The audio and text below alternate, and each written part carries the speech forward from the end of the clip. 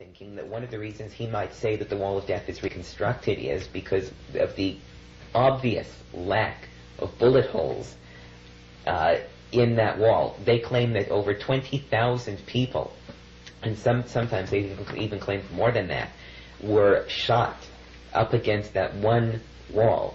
And to think that you could kill anywhere near that number of people and not leave one bullet hole in that brick wall is fantasy land. Couldn't be done. And I remember the people like David McCalden and Dr. Farzan and many others who have been to Auschwitz have remarked on that. They have gone to the Wall of Death and they have shown quite clearly no bullet holes.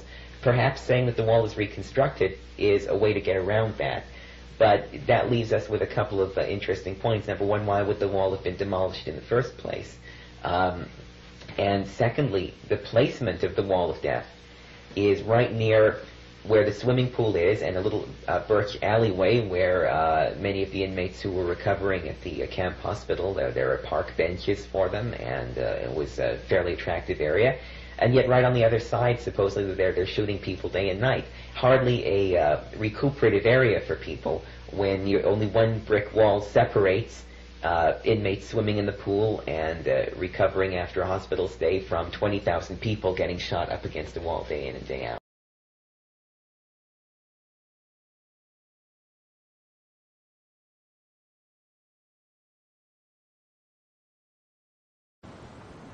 And right now, you are in the process, and in Canada, it is already enforced. You may not speak out on the Holocaust, which simply means destruction, usually by fire. But there is a law that says you may not speak out about the Holocaust if it differs in any way from the Orthodox version given forth. Well, of course, that means from Israel, doesn't it? Or the men of Zion, the Zionists.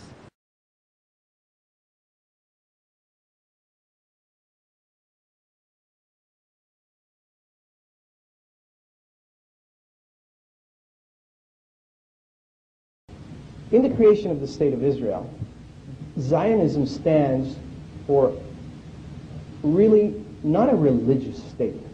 It looks at Israel as Zionism is a secular movement. It's a movement to bring the Jewish people and give them a home in the land of Israel. It is not a messianic movement.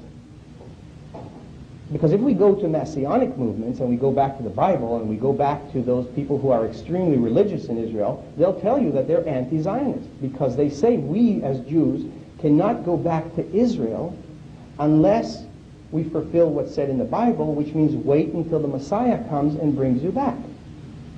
So if we go back as a religious group, we have no rights to the land. Would you go back and attend another Holocaust denial If conference? we can accomplish this... Would you go back?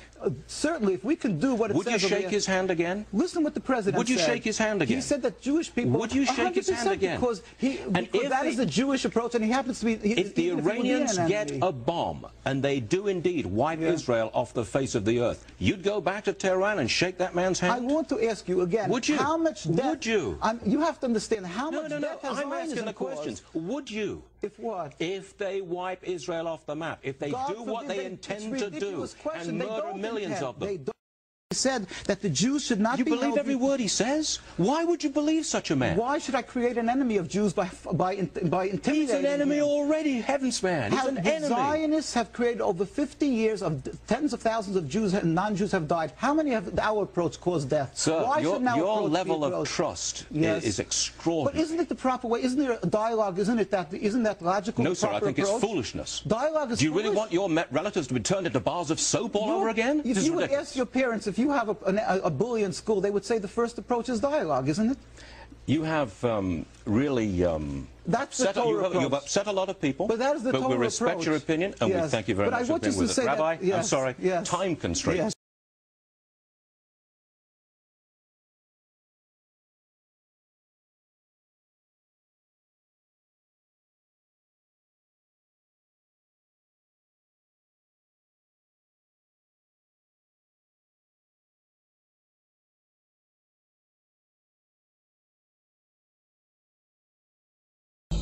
But 2 months after the war ends, Argentina and Peron fall under intense scrutiny when a pair of U-boats appears off the coast.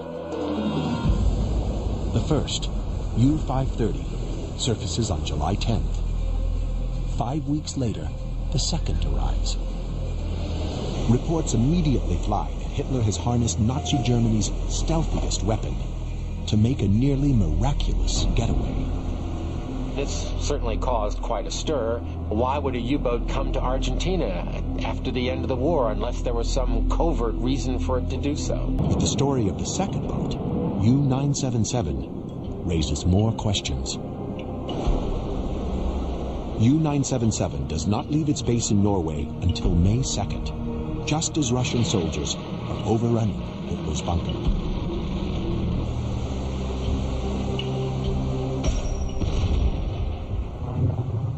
Germany invaded Norway in 1940, and in May 1945, its armies still occupy the country.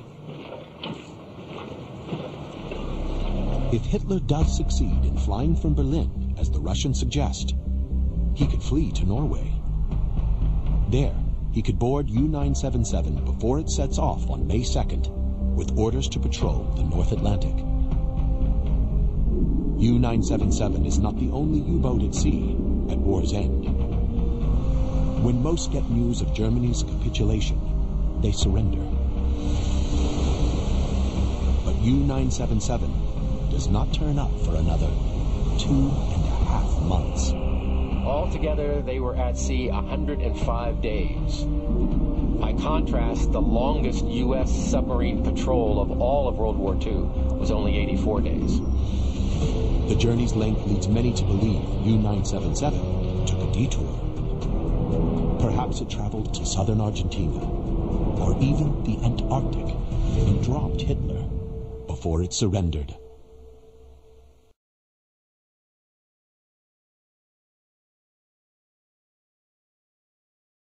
High jump became the first post-war U.S. military mission to the South Pole.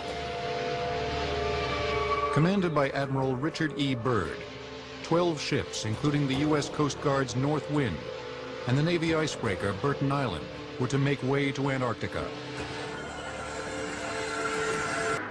Unfortunately, the 269-foot Burton Island, which was similar in design to the North Wind, was not built in time to join the convoy. This left the North Wind in charge of all icebreaking duties and would have nearly disastrous consequences.